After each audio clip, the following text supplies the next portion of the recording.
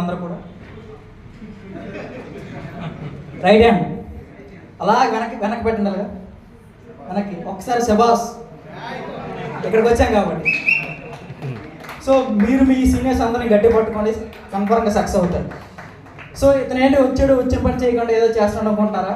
So నేను ఇప్పుడు వచ్చిన మెయిన్ ఉద్దేశం ఏంటంటే మన ప్లాట్స్ ఎలా ఉంటాయి, సో డిఫరెంట్ రేట్స్ ఉంటాయి, ఆ రేట్స్ కూడా ఎలా చూడాలి అండ్ మన కమిషన్ ఎంత వస్తుంది తెలుసుకుందామా? ఇది ఎస్ ఆర్ నో చెప్పండి.